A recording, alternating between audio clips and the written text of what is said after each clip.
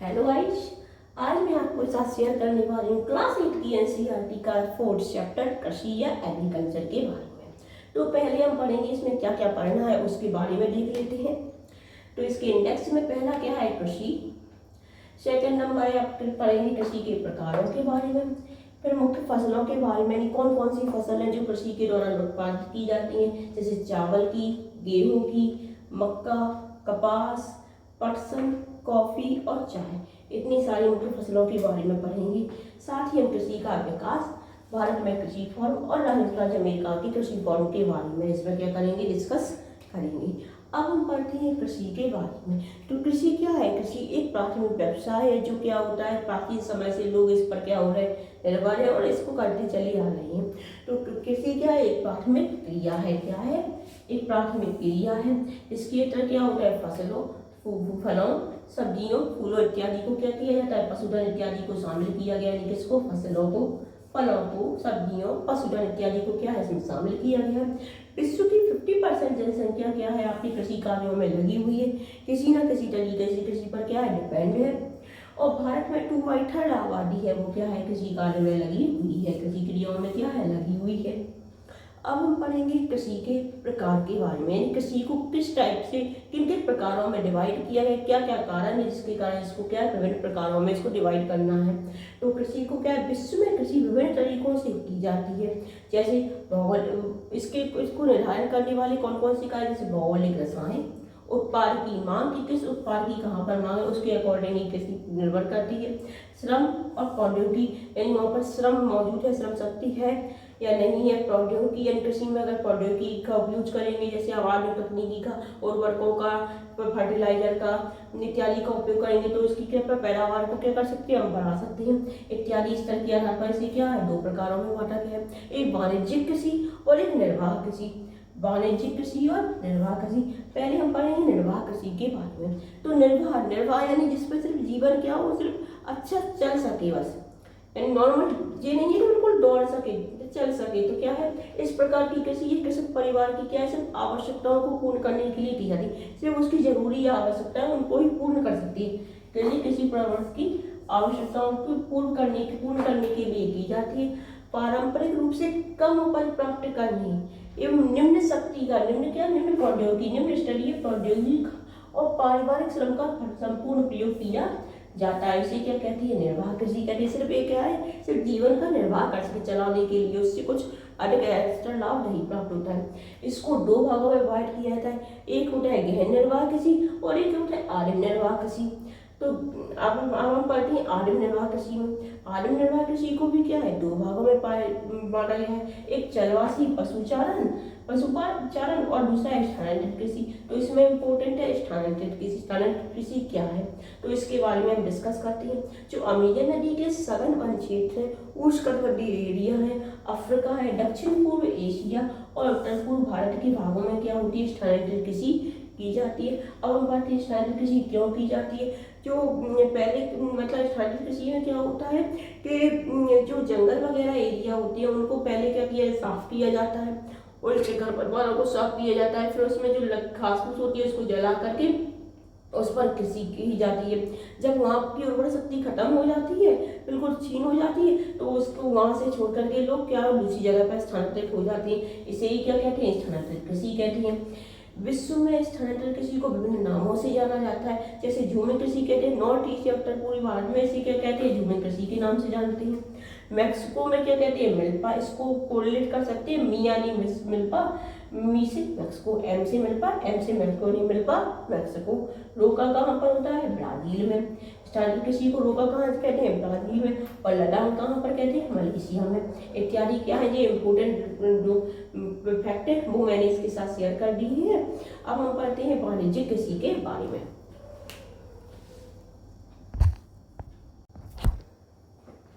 अब हम पढ़ते हैं वाणिज्यिक कृषि के बारे में। तो वाणिज्यिक कृषि क्या होती है। वाणिज्यिक कृषि में क्या होता है, कृषि उत्पादन और पशुधन को बाजार में विक्रय हेतु किया जाता है। यानी जो कृषि वाणिज्यिक कृषि में क्या, वाणिज्य यानी व्यापार। तो इसमें क्या होता है, कृषि का और पशु उत्पादन का, जो कृषि से जो उत्पादन प्राप्त होता है उसका, और जो पशुधन पशुपालन से जो उत्पाद प्राप्त होते हैं जैसे उसका दूध वगैरह, तो इनका क्या होता है बाजार में विक्रय हेतु इनका क्या किया जाता है, इनका उपयोग किया जाता है, इनको पाला जाता है, उत्पादन किया जाता है। इसमें विस्तृत कृषि क्षेत्र यानी कृषि क्षेत्र मीन्स ऊपर प्रति का एरिया, विस्तृत कृषि क्षेत्र और अधिक पूंजी की क्या होती है, आवश्यकता होती है। इतना समझ में आया। इसके बाद क्या कहते हैं, वाणिज्यिक कृषि में क्या क्या शामिल होता है, वाणिज्यिक अनाज कृषि, मिश्रित कृषि और रोपण कृषि। इन सभी को क्या होता है, वाणिज्यिक कृषि में क्या शामिल किया जाता है, रोपण कृषि को, मिश्रित कृषि और वाणिज्यिक अनाज कृषि को। अब हम पढ़ते हैं मिश्रित कृषि के बारे में। मिश्रित कृषि क्या होता है, तो मिश्रित कृषि में क्या होता है, पशुधन का उपयोग भोजन व चारे की आवश्यकता, चारे की फसलों को उगाने और पशुधन पालन में किया जाता है। यानी मिश्रित कृषि में क्या किया जाता है पशुधन को, जब मिश्रित कृषि में क्या है, कृषि और पशुधन को दोनों को साथ साथ किया जाता है। तो इसमें क्या होता है, पशुपालन को पालने के लिए उसी कृषि में क्या कर देते हैं, भोजन व चारे की फसलों को उगाते, भोजन की फसल के लिए उगाते हैं, साथ में इसमें इसके साथ चारे की फसलों को भी उगाते हैं और पशुधन को भी क्या किया जाता है, पालन किया जाता है। यह यूरोप, ऑस्ट्रेलिया, संयुक्त राज्य अमेरिका, न्यूजीलैंड, अर्जेंटीना और दक्षिण अफ्रीका इत्यादि देशों में क्या है, यह मिश्रित कृषि प्रचलित है। अब हम पढ़ेंगे रोपण कृषि के बारे में कि रोपण कृषि क्या होता है। यानी इसमें क्या होता है, पौधों की पहले पौध उगाई जाती है, उसके बाद उसको खेतों में क्या करिए, रोपित कर दिया जाता है। यानी यह वाणिज्यिक कृषि का क्या है, एक प्रकार है, एक टाइप है, जहाँ क्या होता है, चाय, कहवा, कपास, कॉफी, काजू, केला इत्यादि फसलों को क्या होता है, इत्यादि की एकल फसल उगाई जाती है। इसमें मिश्रित फसल नहीं उगाती, इसमें एक ही फसल उगाई जाती है। और इसमें बृहद पैमाने पर क्या होता है, श्रम की आवश्यकता होती है और पूंजी की भी आवश्यकता होती है, क्योंकि ये कृषि क्या होती है, रोपण कृषि, इसमें क्या होते हैं, धन की भी अधिक आवश्यकता होती है, साथ ही जो रोपण के लिए क्या होती है, श्रमिकों की भी आवश्यकता होती है, इसलिए इसमें क्या होती है, पूंजी की अधिक आवश्यकता होती है, बृहद पैमाने पर किया जाता है, श्रम की भी आवश्यकता होती है। रोपण कृषि के मुख्य क्षेत्र क्या है, उष्णकटिबंधीय एरिया में मोस्टली यह क्या की जाती है, उष्णकटिबंधीय देशों में क्या की जाती है, रोपण कृषि की जाती है। इसके कुछ उदाहरण, जैसे मलेशिया में किसका होता है, रबर का उत्पादन होता है, कहवा ब्राजील की फसल है। ऐसे ही श्रीलंका और भारत में क्या है, चाय होती है। भारत की क्या है, नॉर्थ ईस्ट एरिया में क्या होता है, रोपण कृषि द्वारा क्या होता है, चाय की पैदावार की जाती है। अब हम पढ़ेंगे मुख्य फसलों के बारे में।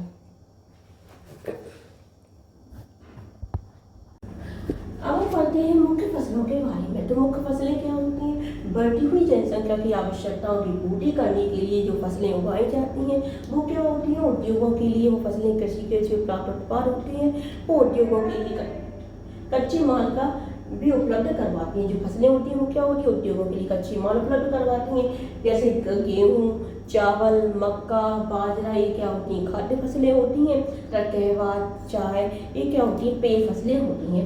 अब हम पढ़ते हैं फसलों के बारे में। तो पहली है चावल या राइस, ये क्या है, मुख्य खाद्यान्न फसल है, विश्व की क्या है, मुख्य खाद्यान्न फसल है, जो क्या हो, उष्णकटिबंधीय व उपोष्णकटिबंधीय क्षेत्रों में किस पर, एक तो उच्च तापमान पर अधिक वर्षा की आवश्यकता होती है। यानी क्या होती है, उष्णकटिबंधीय और उपोष्णकटिबंधीय एरिया में क्या होती है, उगाई जाती है। साथ ही यह क्या होती है, इसके लिए अधिक तापमान की और अधिक वर्षा की, उच्च तापमान और अधिक वर्षा की क्या होती है, आवश्यकता होती है। यह फसल, इस फसल के लिए जरूर मृदा की आवश्यकता होती है, जिसकी जल धारण क्षमता क्या होती है, मैक्सिमम अधिकतम होती है। विश्व में चीन है, उस चावल उत्पादन में क्या अग्रणीय देश है। साथ ही इसके अलावा भारत, जापान, श्रीलंका और मिस्र में भी क्या होता है, चावल का बहुतायत में उत्पादन होता है। अब हम पढ़ेंगे गेहूं के बारे में। गेहूं क्या है, गेहूं को बढ़न काल के लिए किसकी, मीडियम टेम्परेचर की जरूरत पड़ती है और साथ ही वर्षा की भी आवश्यकता होती है। इसकी एक तो मीडियम टेम्परेचर की आवश्यकता होती है, साथ ही वर्षा की भी आवश्यकता होती है। इसके लिए कौन सी मिट्टी जरूरी है, इसके लिए दोमट मृदा उपयोगी होती है, गेहूं आपका संयुक्त राज्य अमेरिका, कनाडा, अर्जेंटीना, रूस, यूक्रेन, ऑस्ट्रेलिया, भारत के विस्तृत क्षेत्र में क्या है, उगाया जाता है। जो यूक्रेन है उसको क्या कहते हैं, रोटी की दलिया कहा जाता है। भारत में जो गेहूं का उत्पादन होता है वो कहाँ होता है, शीत ऋतु में होता है, शीतकाल में होता है, जिसके लिए जो पश्चिमी विक्षोभ से होने वाली वर्षा क्या होती है, लाभदायक होती है, जो टेम्परेचर को क्या बना देती है, मीडियम क्या बना देती है, मध्यम बना देती है। 20 से 25 डिग्री सेल्सियस टेम्परेचर की आवश्यकता होती है गेहूं के उत्पादन के लिए। अब हम पढ़ेंगे मक्के के बारे में। मक्के या टोरनी तो क्या होता है, मध्यम तापमान और वर्षा तथा अधिक धूप की आवश्यकता होती है, इसलिए ये क्या होती है, अपने खरीफ के मौसम में उगाई जाती है सर। इसके लिए क्या है, मध्यम टेम्परेचर की, वर्षा की, अधिक वर्षा की और धूप की आवश्यकता होती है। मक्के को उत्तर अमेरिका, ब्राजील, चीन, रूस, कनाडा, भारत और मेक्सिको में क्या होती है, उगाई जाती है। मक्का कहाँ पर उगाई जाती है, एक तो उत्तरी अमेरिका में, ब्राजील, चीन, रूस, कनाडा, भारत में क्या होती है, इसको उगाया जाता है। अब हम पढ़ेंगे कपास के बारे में। कपास क्या है, सूती वस्त्र उद्योगों के लिए या वस्त्र उद्योगों के लिए क्या है, मुख्य उत्पाद क्या होता है, कपास होता है। इसलिए कृषि के लिए इसकी कृषि के लिए क्या, उच्च तापमान और हल्की वर्षा तथा 2 से 10 दिन तक क्या होती है, चमकीली धूप की भी क्या होती है, आवश्यकता होती है, धूप की आवश्यकता होती है। इसके लिए क्या है, काली और जलोढ़ मृदा की आवश्यकता होती है। काली और जलोढ़ मिट्टी, इसमें क्या होती है, जल धारण क्षमता अधिक होती है तथा यह उपजाऊ भी होती है। चीन, संयुक्त राज्य अमेरिका, भारत, पाकिस्तान, ब्राजील, मिस्र में कपास के क्या अग्रणी उत्पादक है। कौन है, चीन, संयुक्त राज्य अमेरिका, भारत, पाकिस्तान, ब्राजील, मिस्र क्या है, कपास के क्या होती है, अग्रणी उत्पादक होती है। सर्वाधिक उत्पादन यहाँ से होता है, यहीं से प्राप्त होता है। अब हम पढ़ेंगे पटसन, इसे क्या कहती है, सुनहरा रेशा भी कहती है। यह भारत में क्या होता है, बांग्लादेश सुंदरवन के डेल्टा में और बांग्लादेश में क्या होता है, उत्पादन किया जाता है। इसके लिए भी क्या है, जलोढ़ मृदा की आवश्यकता होती है, उच्च तापमान की आवश्यकता होती है, साथ ही भारी वर्षा एवं आर्द्र जलवायु की आवश्यकता होती है।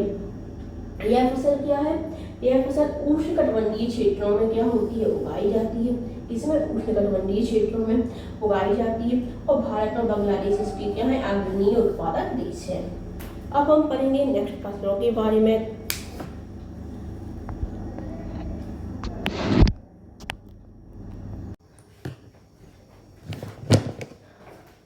अब हम पढ़ते हैं कॉफी के बारे में। तो कॉफी क्या है, कॉफी के लिए क्या होती है, कॉफी एक पेय फसल होती है। इसके लिए किसकी, आर्द्र और गर्म जलवायु की आवश्यकता होती है। शायद सुप्रवाहित दोमट मिट्टी की आवश्यकता होती है, यानी कॉफी के उत्पादन के लिए, कैफे के उत्पादन के लिए किसकी, दोमट मिट्टी की आवश्यकता होती है। गर्म जलवायु और आर्द्र जलवायु तथा गर्म एवं आर्द्र जलवायु और दोमट मिट्टी की आवश्यकता होती है। इस फसल के लिए किसकी, पर्वतीय ढाल की आवश्यकता अधिक उपयुक्त होती है। कौन सी ढाल, पर्वतीय ढाल इस फसल के लिए क्या होती है, उपयुक्त होती है। ब्राजील कॉफी के लिए क्या अग्रणी उत्पादक देश है। इसके साथ ही कोलंबिया और भारत में भी क्या होता है, कहवा या कॉफी का उत्पादन होता है। इससे कॉफी की फसल कहवा की होती है, ठीक है। और भारत में जो कर्नाटक वाले रीजन है वहां से क्या होती है, कॉफी का उत्पादन होता है। अरेबिका, रोबस्टा ये कॉफी की या कहवा की फसलें। इसके बाद है चाय। चाय क्या है, बागानों में उगाई जाने वाली क्या होती है, पेय फसल होती है। कौन सी फसल होती है, पेय फसल होती है, क्योंकि इसका यूज क्या पेय पदार्थ के रूप में किया जाता है। इसके लिए इसकी कोमल पत्तियों की वृद्धि के लिए क्या उच्च ठंडी जलवायु और वर्षा की उच्च मात्रा की आवश्यकता होती है। उच्च समर्थित वर्षा की आवश्यकता होती है, लगभग 200 सेंटीमीटर या 250 सेंटीमीटर के समथिंग इसके लिए क्या होती है, वर्षा की आवश्यकता होती है। दोमट मिट्टी इसके लिए क्या होती है, चाय की फसल के लिए क्या होती है, उपयुक्त मिट्टी होती है। इसमें इसकी पत्तियां जो कोमल होती हैं उनको चुनने के लिए क्या होती है, श्रमिकों की भी क्या होती है, अधिक आवश्यकता होती है। इसमें क्या होती है, श्रमिकों की अधिक आवश्यकता होती है। अब हम पढ़ेंगे कृषि के विकास के बारे में। तो कृषि का विकास क्यों हुआ, कृषि का विकास क्यों हुआ, क्योंकि जो वर्तमान समय में जनसंख्या इसकी तादाद बढ़ती जा रही है। जनसंख्या क्या है, तीव्र गति से वृद्धि हो रही है। जब इसकी आवश्यकताओं की पूर्ति के लिए क्या है, कृषि में उत्पादन भी बढ़ाना चाहिए, क्योंकि जब उत्पादन बढ़ेगा तभी तो उसकी आवश्यकताओं की पूर्ति होगी। तो कृषि के विकास की बढ़ती जनसंख्या की आवश्यकताओं की पूर्ति के लिए कृषि के उत्पादन बढ़ाने के से संबंधित है। इसके लिए क्या क्या उपयोग किए जाते हैं कि बोए गए क्षेत्र में क्या हो, वृद्धि हो, बोएगाल क्षेत्र का क्या हो, विस्तार हो, कि पहले 1 हेक्टेयर हो रही तो 5 हेक्टेयर में हो, तो क्या हुआ, बोएगाल क्षेत्र का विस्तार हो। बोई जाने वाली फसलों का क्या हो, संख्या में बढ़ाकर, यानी बोई जाने वाली जो फसलें उनकी संख्या बढ़ाकर, सिंचाई की सुविधाओं का प्रयोग करके, मशीनी उपकरणों का प्रयोग करके, उच्च उर्वरकों का तथा उच्च किस्म के बीजों का उपयोग करके क्या होगी, कृषि का विकास किया जाएगा। कृषि की पैदावार में क्या की जाएगी, वृद्धि की जाएगी, जिससे क्या हो, वर्तमान जो जनसंख्या उसके लिए खाद्य सुरक्षा प्राप्त हो सके। अगर आपको हमारा टॉपिक अच्छा लगा तो हमारे चैनल को लाइक शेयर सब्सक्राइब करना ना भूलें। मिलते हैं अगले वीडियो में।